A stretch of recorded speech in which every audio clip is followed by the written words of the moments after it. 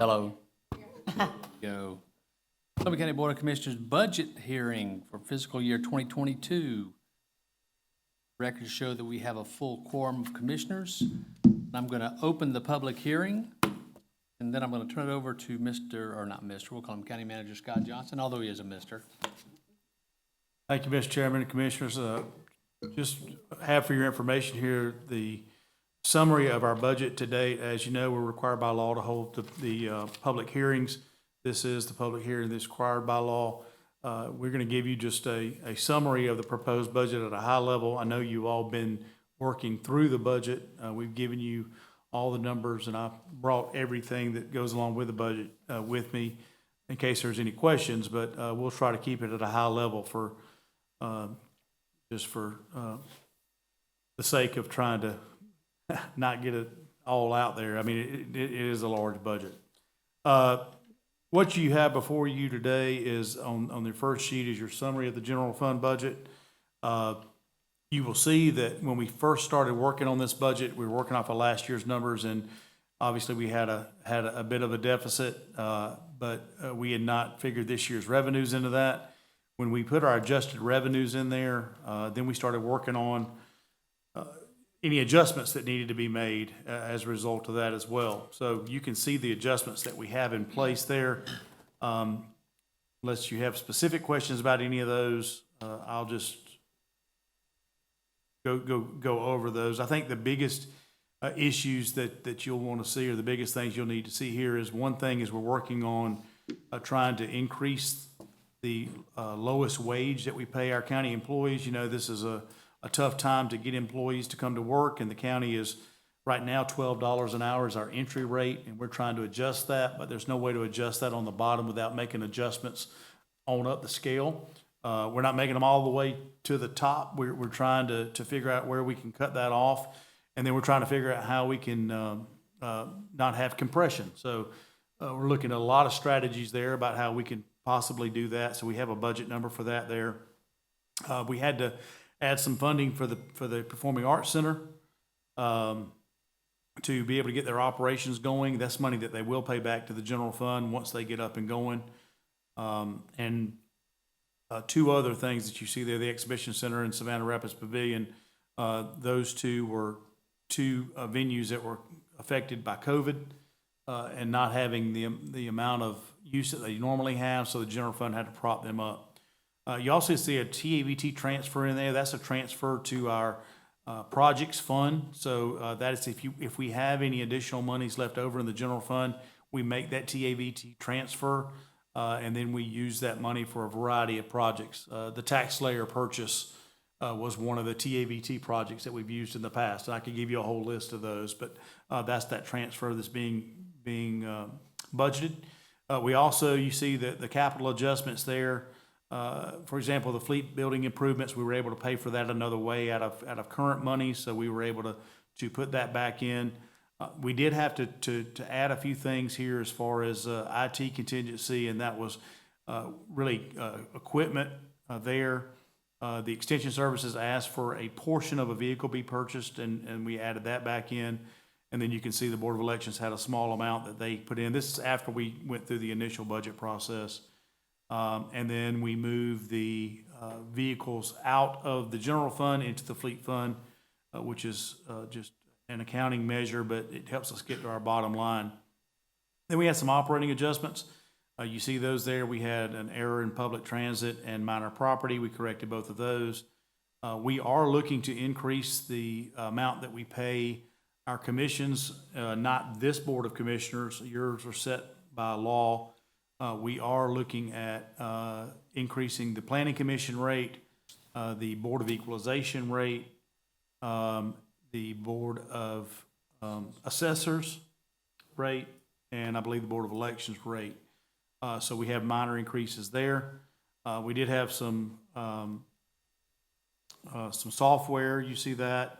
Animal Services, minor property, they were able to pay for that out of some donated funds. So we were able to add that back in. Board of Elections overtime, and again, just various things. Probate court, that was a number that they just didn't get entered in their original budget. There is a note on here about the new judicial system.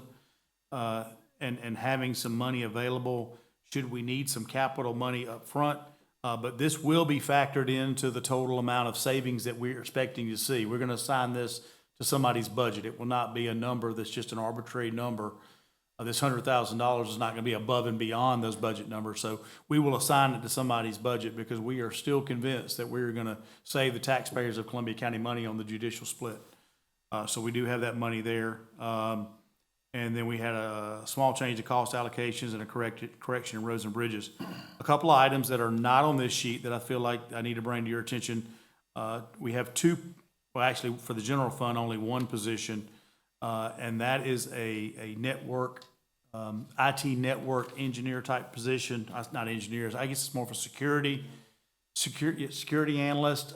As you know, many governments are hit with ransomware and those types of things. And our department has done an outstanding job. The division has done an outstanding job of preventing this, but it's been brought to our attention that we need another person. So that was something that I have added to the budget. We'll make the adjustments accordingly. And the sheriff, we've also been working with him on our law enforcement salaries. Those are pretty much accounted for in here, but you will see a few minor tweaks to that in the final budget as well. So if you go over to the other side, you'll see that we now have a contingency goal of 2.5%, and we have an actual contingency of 2.52%. So we are over our contingency goal, and we do have a balanced budget. And you can see the adjusted expenditures of $81,581,237. That's a summary. Any questions on the summary page?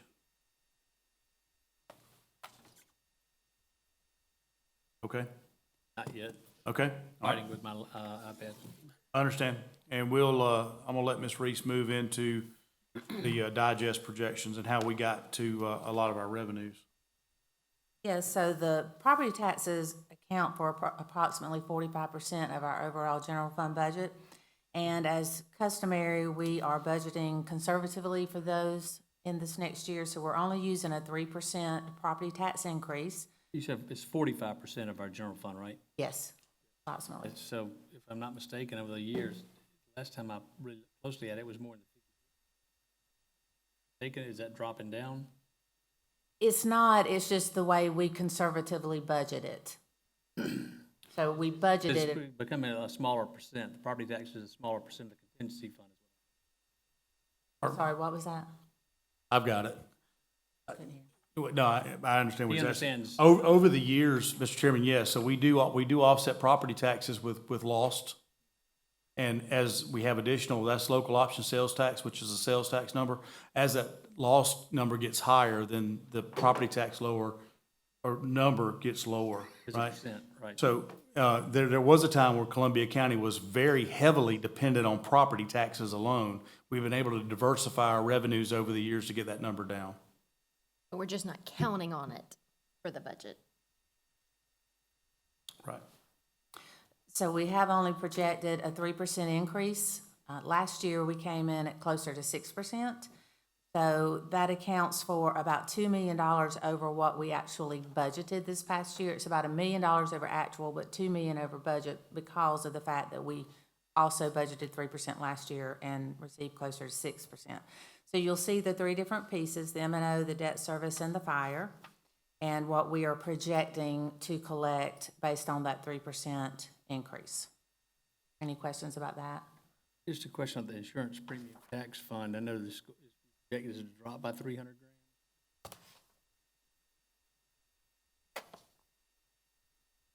Yeah, I gotta find that. Where are you looking? Summary proposed budgets. Oh, Am I ahead of you? I don't know. I'm having to look sideways when I turn my face. I don't know how to make it. Go Well, I'm back a a page. old school paper guy. are you asking why that decreased? It's not the revenues from that. We had a fund balance, and last year we were using more of the fund balance for fire services, but because of the increase in the tax digest, we've been able to reduce that amount each year a little bit more. And so that $300,000 decrease is basically the lesser amount that we're gonna need to transfer from fund balance.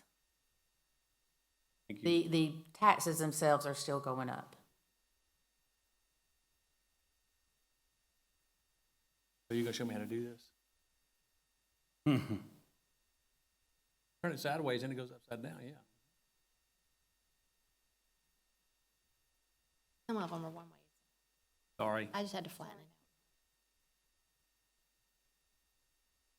I don't have any questions. Okay, keep going. All right, the next page is the local option sales tax. This is the piece that actually goes in the general fund, but the history is basically very similar with the SPOST. We are looking at about a 16.5% annual growth rate right now. We, of course, do not budget that much. I believe I budgeted more of I usually try to budget more on dollars. So where we are collecting an average of about $1.9 million a month, that's how I budget for that, as opposed to the actual percentage increase. Yeah, and I would suspect, I know that we've had good numbers with growth, but it'll be interesting, once all this government money, I think the feds have increased the money supply to at least 25%. By just sending checks to everybody, that's gonna have an impact on our sales tax revenues, so we definitely wanna be as conservative as possible. Right. That stops flowing, I'm assuming it's gonna peel back. And then the final piece is the summary of all the proposed budgets, all the special revenue funds and the enterprise funds, and everything currently is presented as balanced.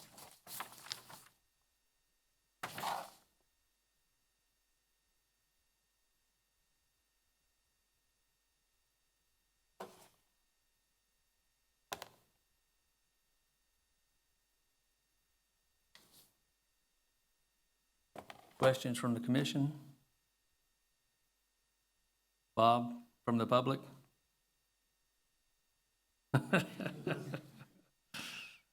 Honesty is a good trait. Anything else?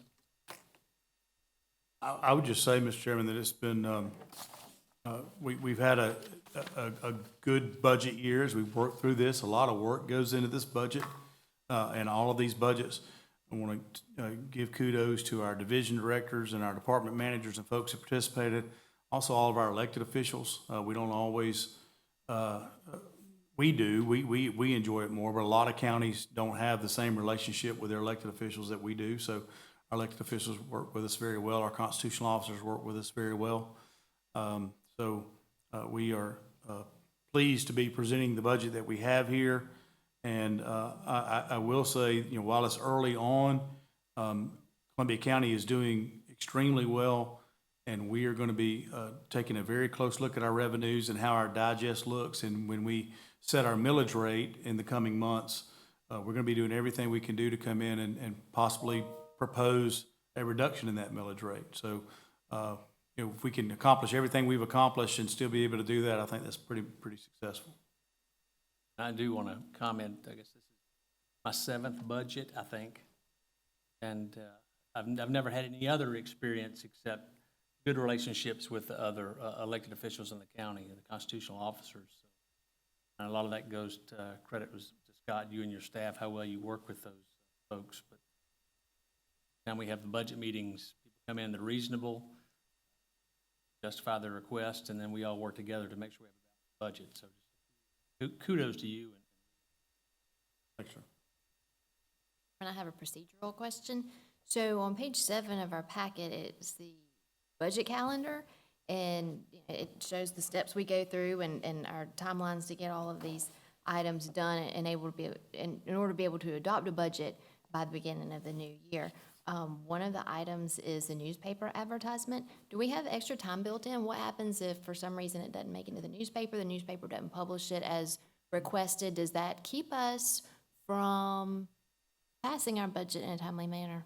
It could, and that was the source of our request to the legislature to change that. And as you know, that bill didn't get very far. We proposed that a couple of times.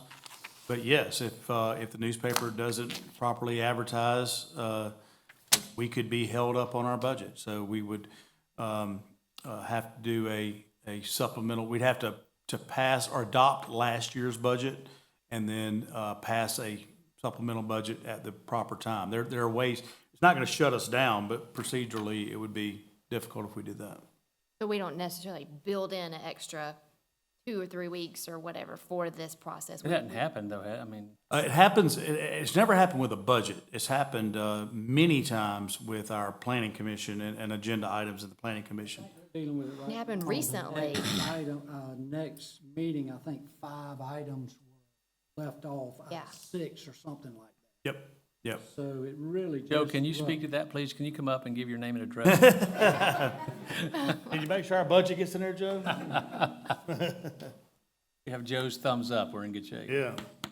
But no, we typically, go with the dates, but we do have a full, we have a full month. So if we missed it, if they didn't publish it, they could publish it the next week, and we would add a week and add it. So we actually have, I guess, 2 weeks built in that we could call a special call meeting.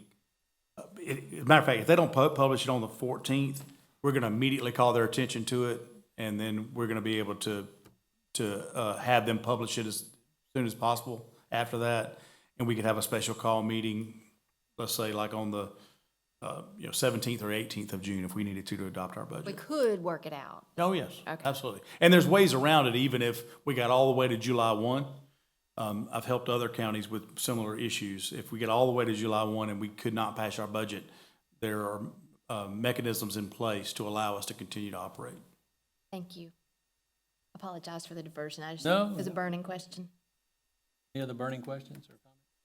Question that really doesn't do with this budget, but it has item that was approved by SPLOST several years ago, and that was the hospital, and I think we have large sum of money tied up, and how long will that money be tied up before we say it's not happening, or what do we do? And So the money is earmarked. It's $30 million that we have earmarked. That was a citizen-approved SPLOST project. So in that case, though, we actually did have contingency projects in place. So if there ever comes a day where we feel like, and there's not a certain day, but if there ever comes a day where we feel like it's gone too long, then we're gonna need to talk to the hospital and find out their intentions. Arguably, that would be at the end of the SPLOST, because we do our very best to try to have the money spent by the end of the SPLOST, but you all know that we typically can't get that done.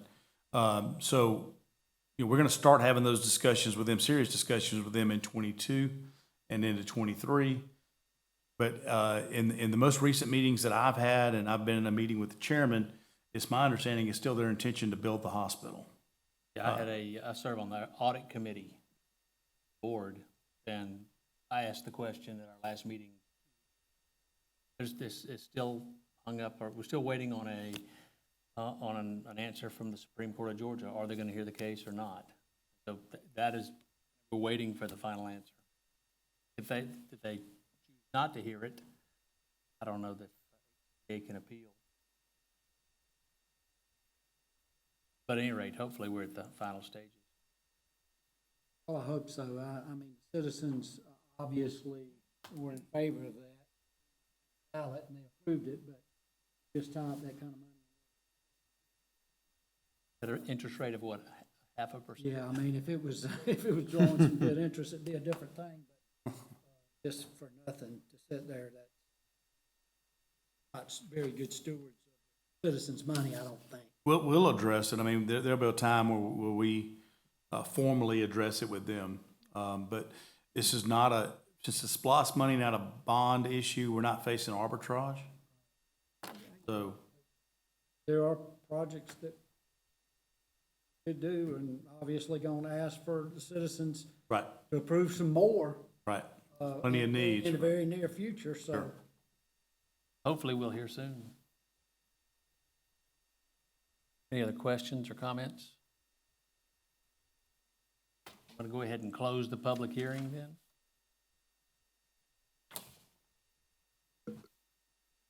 And just hold on. Some budget, you talked about the budget calendar, so I guess at this point, I'll accept a motion to adjourn. Motion that we adjourn, sir. All in favor, raise your right hand. We are adjourned for 10 minutes.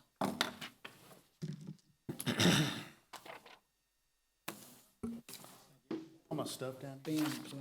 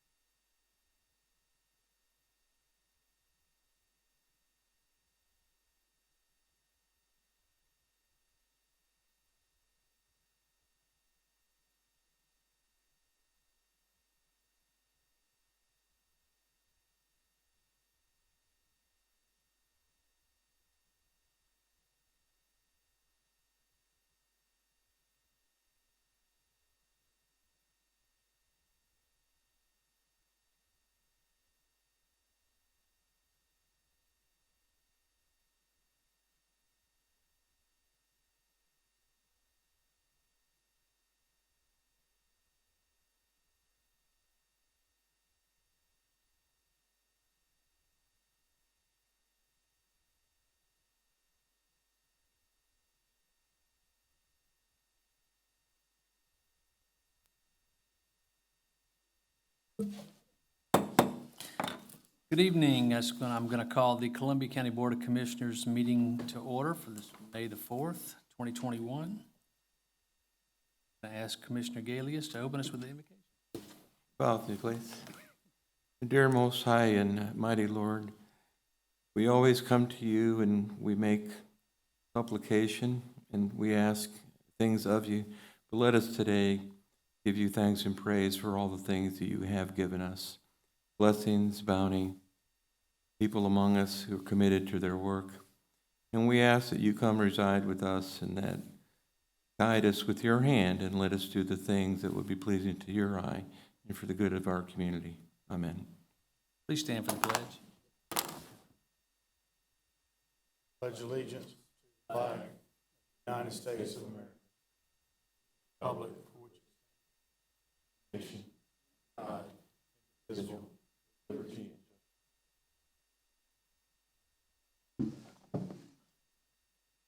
Let the record show we have a full quorum of commissioners. Commissioners, you have the minutes from the April 20th, 21st meeting in your packet. If they, your approval, I'll accept a motion to do so.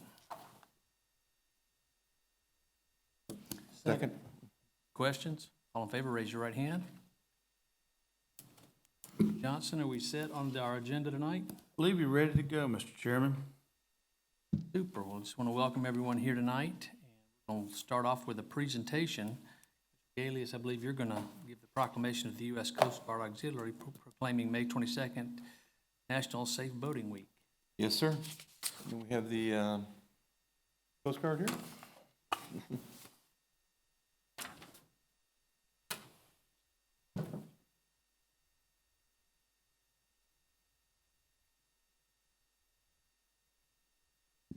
Thank you for being here today. Whereas for millions of Americans, boating continues to be a popular recreational activity, and whereas safe boating begins with preparation, and whereas on average 600 people die each year in boating-related accidents in the United States, approximately 79% of these fatalities caused by drowning, and whereas the vast majority of these accidents are caused by human error or poor judgment, and not by the boat, equipment, or environmental factors. And whereas a significant number of boaters who lose their lives by drowning each year would be alive today had they worn life jackets.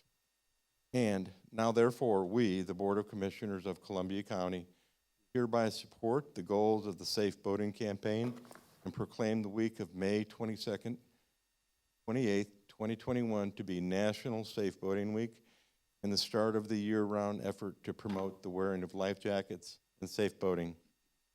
And we can't say how important this is, and thank you for coming here. Years ago, as a young man, I misread a current in a Hawaiian open dive, and without my life preserver, I would not have survived the 3 hours. Somebody would get to me. So it's so simple. You could all do it, and thank you for promoting this. And thank you very much. Do you have a few words, sir? The downside of that is I've been available for 40 years after that to make my mistake. We're glad you've been with us. Recent events at Clark Hill just show how quickly things can go bad, even in good weather. And if there's just 4 words that we could imprint on everyone's mind, it would be wear your life jacket. We'd rather come pick you up out of the water than recover your body 5 days later. Thank you, Chief. You have to endure the picture. I get 2.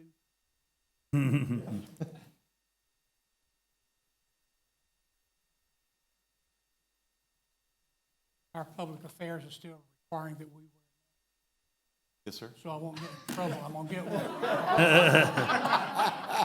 Perfect. All right.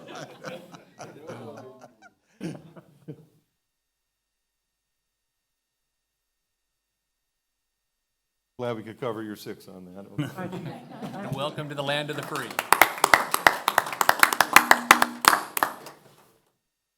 Next up, we have Bob Willis, who's requested to speak on 2 items that are on the consent agenda. Bob? Yeah, they're on the consent agenda, so as soon as you vote on them. I'd like to hand out, so I'm Bob Willis, 741 Royal Springs Lane. I'd like to speak on the matters of the final plat and the road design that's going in. They're both on the debate agenda, I guess.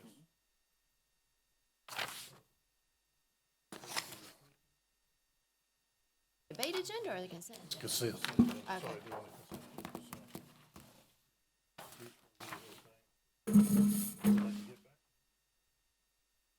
Absolutely. Don't write on them, you want some back. So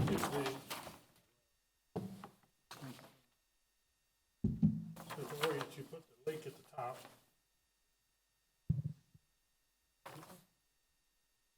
And just to be clear, this, item H2V and H2X, is that correct? Reese?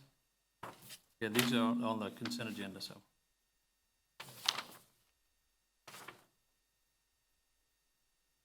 Color one because this map here is obviously very, very small. So the first point that I would like to make is to orient you this. See Royal Springs Lane coming below the lake, the bare patch at the bottom triangular figure, that's the Jackson Heights that's going in. So the Royal Springs Lane leads out to Old Bel Air Lane, you can see. So looking at this one, there is a plan right now to put in 2 new left-hand turn lanes. So as you come off of I-20 and head in this direction, you pass Brookwood Elementary with its left, and Old Bel Air Lane starts to take a right-hand turn. There'll be 2 left-hand turn lanes going in, which I think is very important because there'll be a lot of military members that will live here, obviously, given its proximity to the fort. And the Brookwood Elementary discharges a lot of traffic during certain periods of time. So it'll be very important those left-hand turn lanes go in, and we appreciate that design. What we might like to point out is you go up Old Bel Air Lane just a little bit further, and you see that other arrow up there. Old Bel Air Lane intersects South Old Bel Air Road in 2 locations. I think that the engineering may want to consider a left-hand turn lane there, and the reason I say that is people generally take that first left now coming from I-20, but with the 200 or so cars that are going to be down in Jackson Heights, they'll probably elect to go up and take a left-hand turn to get into Lake Royal. That will just push your backlog, if you will, traffic to a standstill again, just a little further up the road than what you just avoided by putting the 2 left-hand turn lanes in down below. So just as a point of consideration for you to think about, the engineers may want to take a look on the ground. It's also a very dangerous intersection. There has been 1 fatality there. Somebody left the road and ran into a home, found it in somebody's kitchen. So it's a very sharp hairpin turn, needs some work, benefit from a left-hand turn lane. Next point I'd like to make is, because this is so close to my home, Barbara and I often walk the dog down to our mailbox, which is from our property, and we've walked through Jackson Heights while it's under construction. All of the stop signs, locations have been marked now with the big white strip that you see in front of each stop sign throughout the neighborhood, as well as the crosswalks have been put in place. What they've done, however, is like right in front of our mailbox, we have a stop sign, as does every subdivision that empties out onto South Old Bel Air Road. I'd like to point out Lake Royal has a stop sign, Birchfield has a stop sign, we have a stop sign, because that's the main thoroughfare of the road. But they've installed a stop sign just to the right of my mailbox. So after we exit, or while we're sitting at a stop sign, there's one just to our right. I can turn my truck out there, and then I'm at the other stop sign. But there doesn't seem to be a plan to put a stop sign in to that subdivision in its exit, because it's not painted. Now, maybe they've deferred painting it. Now, which one? Unlikely. Trying to keep up, but you lost me on this. Okay, every subdivision has an exit sign. Right, where are you on the map? I am on the map where it says remove new stop sign, right there in the middle. Jackson Heights. Okay, At Jackson Heights, I'm sorry, thank you for reading. Jackson Heights, I'm proposing that they install a stop sign as you exit the subdivision, which is true with every other subdivision on that road. And I think all subdivisions, as they go onto a county road, they have a stop sign where you actually get out on the public highway. They've installed a stop sign, which I think is unnecessary and dangerous to the intersection because it halts traffic right in front of our driveway, for one thing, where you can't get out of the driveway. And secondarily, there's no stop sign planned for the community of 200 or 300 people that are gonna come flowing out. So I'll take a stop, I'll turn stop, then I won't be able to go because nobody else has a stop sign, they're all emptying out. I think that's where the stop sign should have been, and it may have been an error. I would just like engineering to have a look at that, because I think it has created a dangerous intersection. Matt? Reverse the stop signs Yes, or that, to the add what? new like, stop sign that's been put in, instead of it being on Old Bel Air Lane, the where it new stop is, and the other it people. should be at the exit point of the development, on the right-hand side of the exit point of the development. That's where I think it should have been. Matt, can you look into those? Also, South Old Bel Air, so Old Bel Air Lane is so narrow at this point, and I've seen some painting that might indicate that you intend to widen it. I don't know. As we walked the dog, we saw arrows saying 4 feet this way and 2 feet that way and so forth. Is And that gonna some be widened? have been marked. This, one of the items you're voting on tonight is the turn lanes. I do not believe it includes widening Bel Air Lane, though. It's Right, putting the turn lanes out at Old Bel Air and right, that's correct. There is no plan that I know of except for the markings that I've observed on the ground. So I just want to make note that I drive a pickup truck, I have to put my mirrors in if I'm passing another pickup truck, or I take out a mailbox. There is not sufficient road frontage for two normal vehicles to pass each other without one coming almost to a halt on the right-hand side. My concern obviously is 160 homes are going in there. Everybody's got at least one car, maybe two, and they'll all be taking that same road. It's just too narrow. And there's no traffic lights there, there's no street lights there really to speak of, and there's no sidewalks, and it's very narrow. So it will be creating a dangerous neighborhood. So I'd like for that to be examined. Back in there, that probably stop. Is that what I'm seeing? Old Bel Air Lane probably stop some of that through traffic? It's not designed right now as a cul-de-sac according. I've been trying to follow. We didn't get the handout, so I've been trying to follow. I'm sorry. Been trying to follow. So, yes, sir, we do have a plan. So, this intersection right here. Right, I got that. The part, I believe what Commissioner Richards is referring to is the rest of the left turn Old lane Bel here. Air's old road coming off I'm of. suggesting. Old Bel Air. Can't write on that. Patrice, do you have the full It's right here. packet that you can put on the screen?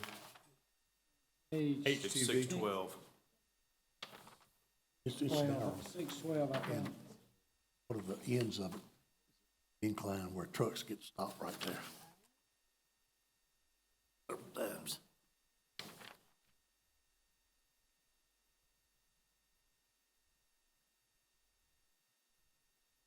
Appreciate.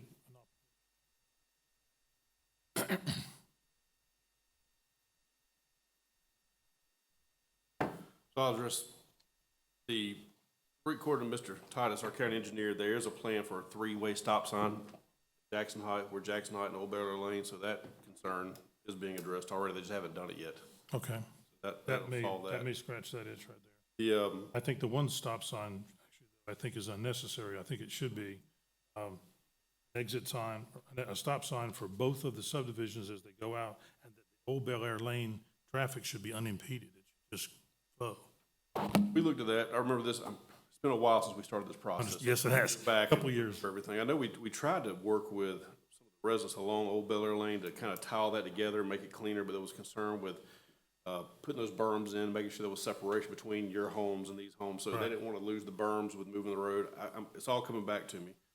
They have actually moved one of the neighbors' driveways to account for the entrance. Right. That was negotiated and effectively done as well. So that's been, So the three-way stop will be safest. It'll, of course, we use warrants when we determine where stop signs go. We just don't willy-nilly put stop signs out. Right. There's certain reasons to do it. With that Old Bel Air Lane being a hard left-hand turn, almost a 90-degree turn, felt it safe to put the stop signs on all three corners, alternate traffic. Like you said, a lot of traffic coming out. that would alleviate most of our concerns. If one is going into the exit, obviously, then we can sort of alternate out, and that's fine. We do have, Dr. Jordan and I own that road jointly as a private road, and he has to be at doctor's hospital in 20 minutes. He's an OB delivery guy, so we're concerned about impeding him getting out of that. Right. And as far as the left turn on the north intersection you were speaking of, Right. we're actually considering putting in a cul-de-sac on Old Bel Air Lane to prevent prevent exactly what you're saying from happening, preventing those folks from skipping first entrance and going to the second to try to come in and beat it. So we basically want to break Royal Lake Drive, separate it from Jackson Heights. So breaking them off, put a cul-de-sac in. I've got a drawing here if it makes it easy for you to understand. Kind of separate that so you don't have that. So Lake Royal. Got their own entrance. Aren't shooting through. Longer be able to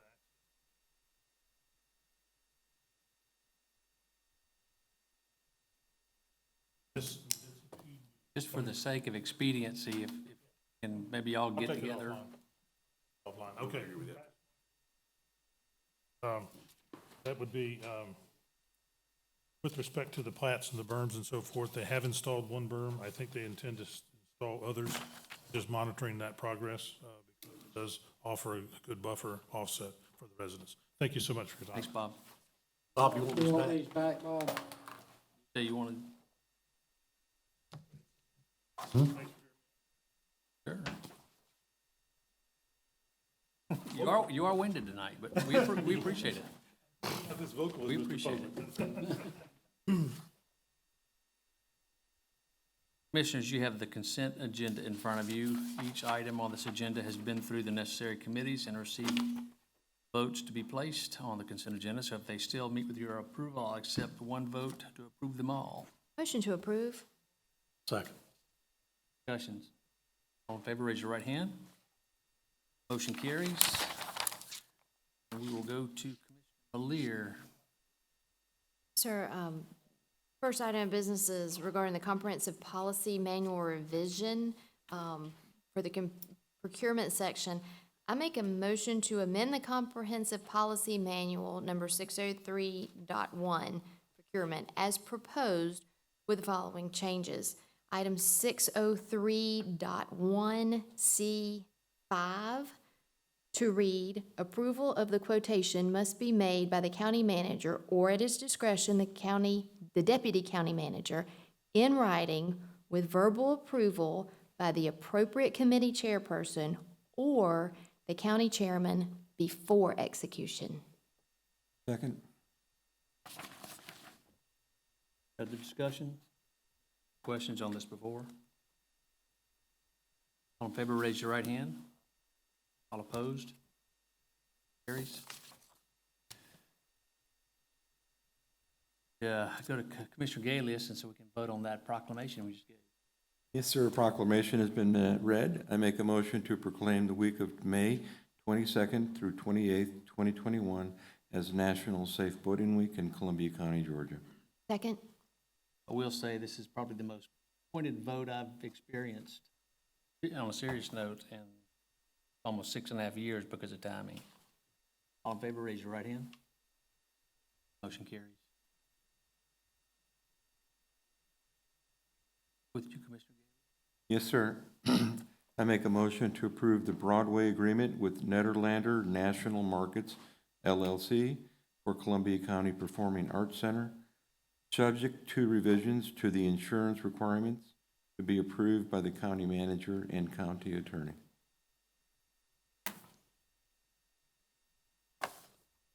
Second. Have questions, comments? We had questions about the insurance section earlier and the wording of some of it, and I believe our county attorney is making those corrections that we spoke of. Correct. Satisfied with those corrections that will be made. Other questions or comments? All in favor, raise your right hand. Carries.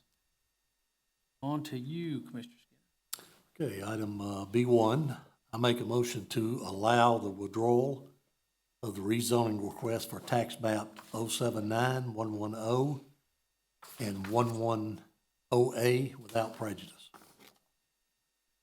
Second? Questions? I would like to ask that we, rather than have them withdraw it, I would rather vote on it. I would rather than have them withdraw, I would prefer that we vote on it and put it to rest. There's a We have a motion. motion and a second. On the floor. Yeah. So you want to, go ahead, Chris. So you'd like to amend the motion, you'd ask for an amended motion, so you have to do a motion to amend the motion. Second, and then you vote on that. I make a motion to amend the motion to, what are the words? I'm sorry, I'm trying. What's the practical difference in the two? So and I just mean the net result. Yeah. the net result's gonna be basically the same, is that she doesn't like the motion to withdraw, she wants a motion to Got that part. vote. So you're gonna say, I don't want this motion, I want this motion. And if it's disapproved, then it'll be 6 months before they can come back. Oh, Opposed to you- withdrawn without prejudice is, without prejudice, they can come back tomorrow and refile. If y'all vote and you disapprove, then it takes 6 months. Right. Sorry, that's what you're. that's the deal. That was the question. It's either 1 month or 6 months. If Well, what's the it could- yeah. timetable if they were to come back tomorrow or next week? 45 day, submit it, the next thing, days. Are the So applicants 2 here? to 3 months. Yeah, they're looking at 6 to 8, or 6 to 8 weeks, excuse me. minimum. Are they here? Yeah. So Commissioner Lear, your motion, if I understand it correctly, would be, that's your substitute motion would be to make a motion not to allow withdrawal, which would leave the item on the floor if it got a second. That's correct. And then we would have vote to on it. take up that matter. That's correct. If you deal And with just to clarify, when you say 1 month versus 6 months, you can't even apply until after 6 months. So really, it's a full 6 months difference. In the same time. That's right. point is to take action on the second motion. Well, if she, If she doesn't get a second, then it just dies. Right. so assuming you make that motion, Commissioner Lear, Do I need to say it again? please do. I make a motion to not allow the withdrawal of the rezoning request, tax map 079110, and have it come to the floor for a vote. Wouldn't we do the same thing if we just voted down the motion to allow it to withdraw? It would have the same effect, yeah. Would, but I've already said it now. We've So gone you through have a all motion, this, you have so a now we motion, gotta a finish. substitute motion on the floor. Is there a second? Chair rules that dies for a lack of second. Yeah. So now you have a vote on your motion, your original motion to Correct. allow a withdrawal. So now there's a motion on the floor to let them withdraw. Correct. Any other debate on that? All in favor of letting them withdraw, raise your right hand. All those opposed? So then they're allowed to withdraw. Correct. Sorry I made it complicated. No, No, you no, didn't. that's, Not at all. That's the process. Item B2, I make a motion to approve the request for a rezoning from RA and S1 to RA for tax map 006071. Second?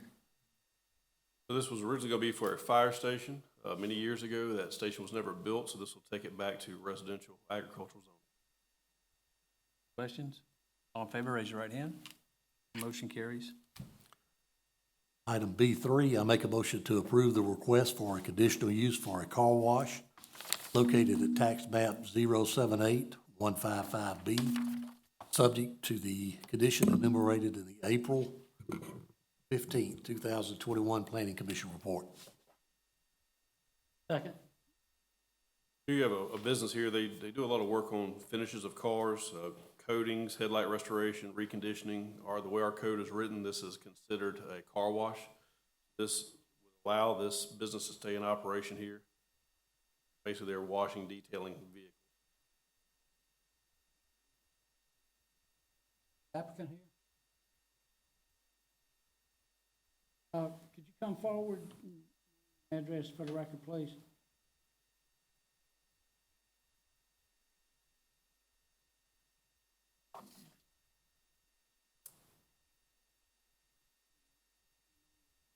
Jamie Camp. Address, please. My address is 1420 Way, Grovetown. Clayton Brewer. Clay Brewer is my business. He is the applicant, y'all are business partners. says, and I went by the planning office and saw some pictures, y'all will be washing cars inside of the building.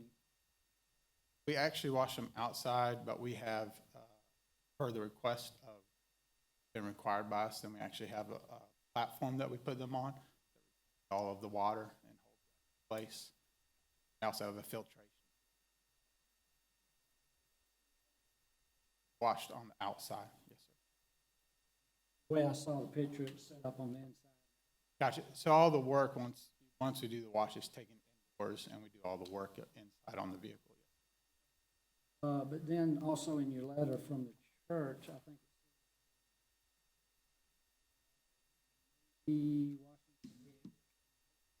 also, We do not on theirs. What we do is we park there so that we're not congesting the parking lot of because we have a limited number of spaces there for our business. So the church has allowed us to park. We only have 1 to 2 vehicles a day, clients, but to keep congesting up that parking lot, actually park their vehicles and also our vehicles. larger, say it's larger than a car that would be too big for their bay, use our lot to administer. Yes, sir, that is correct. So you will move that you're rushing on from your parking lot to the church parking lot to do that? Yes, sir, that is correct. I think it says something about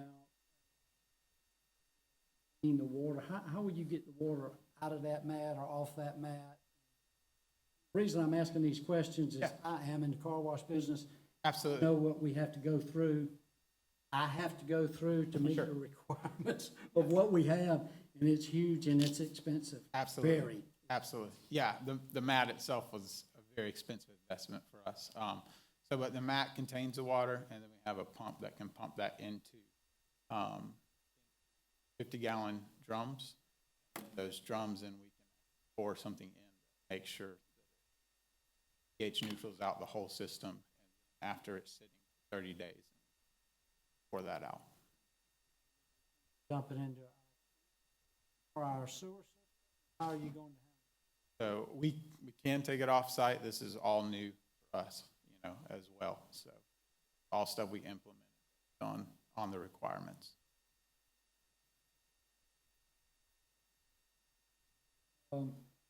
Another concern, and I'm in the car wash business, and I deal with it. Absolutely. Yes, sir. Music, loud music. I don't know that y'all or who will be washing the cars. I know there's a couple of outdoor car washes that we have in the county next to professional offices like y'all are. Yes, sir. Multiple right there and across the street. Gotten several complaints about music. The way I dress it at my car wash, it doesn't matter if it's gospel or country or Right. whatever. It's music and Yes, sir. just making sure that y'all are going to address that. So we're not hearing from your neighbors in a couple.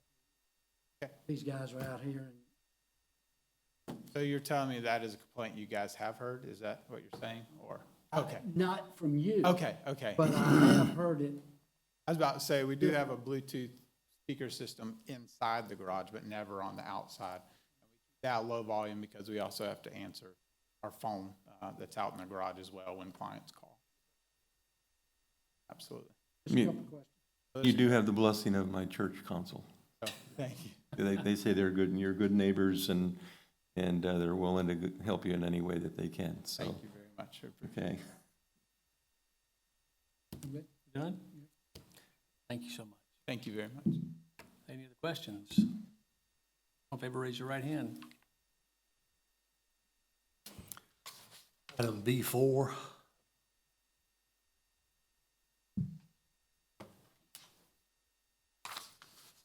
I make a motion to approve the request for a conditioned use for a gym located at tax map 072198 to open a baseball and softball academy business on the property. Second. Questions? Doesn't have any kind of folks, and everything will be inside and not outside. Inside, correct. Any music issues?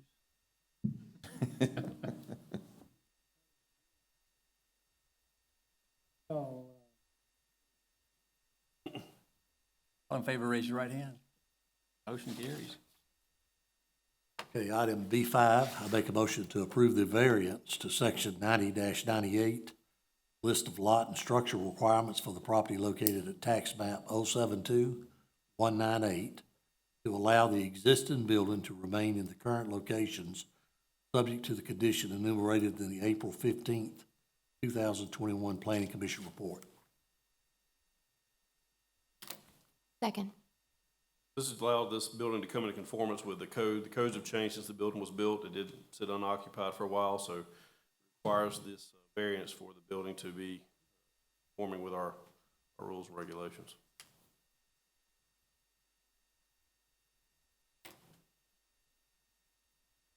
All in favor, raise your right hand. Item B6, I make a motion to approve the request for a variance to section 90-144, placement of buildings and structures located at tax map 073C314, to allow a 6-foot fence with the front building setback. Second? This was a fence that was built, I guess, during construction of the home. The applicant came in to look at adding a pool, which then staff noticed that we had a fence that did not meet county code. They are on a corner lot, so they have double frontages. They're required to meet the setback for their fence. So this variance will allow the existing fence to remain in location. Questions? Do we have any comments from neighbors or HOA on this? Not on neighbors, and I believe the HOA had, at the planning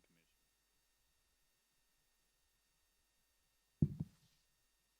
All in favor, raise your right hand.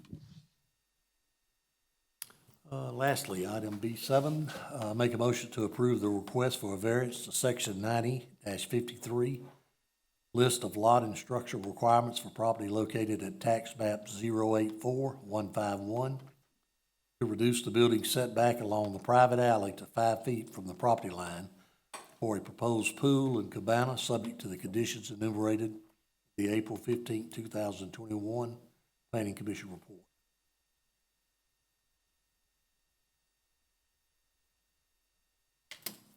I'll second. The motion stated was pretty clear. We have an applicant looking to add a pool and an outdoor living space. It will require an encroachment into the setbacks. This is a private alley, not a county road that they're getting closer to. 5-foot setback. Questions? Raise your right hand. On to you, Commissioner Richardson. make a motion to approve the first reading of resolution 21-12, Bartram Trail, section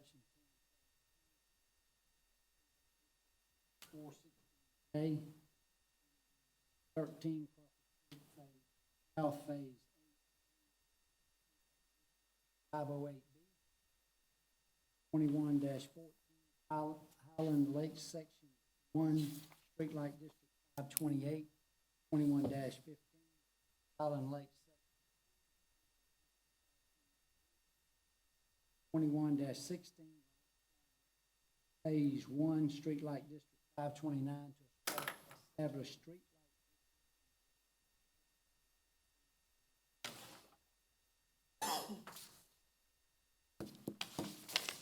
Second. Questions? Again, this is just the first reading. All in favor, raise your right hand. Motion carries. Legal matters, No legal matters tonight. praise the Lord. Request for review by committee, we don't have any of that. Any more public comments? No executive session, we have two items. I'm right here and right now. Make a motion to accept a donation from Donnie and Patrice Johnson for a portion of parcel map, parcel number 073E035, permanent and temporary easement. Second. Questions? All in favor, raise your right hand. Four. I make a motion to approve $200 to Milton Gresham, 078B165, permanent and temporary Owing Wells Road Water Project. Second. Questions? All in favor, raise your right hand. Motion carries. Seeing there's nothing else coming before the committee, is there any more motions needed? Mr. Chairman, I make a motion, we adjourn, sir. Second. All in favor, raise your right hand. We are adjourned.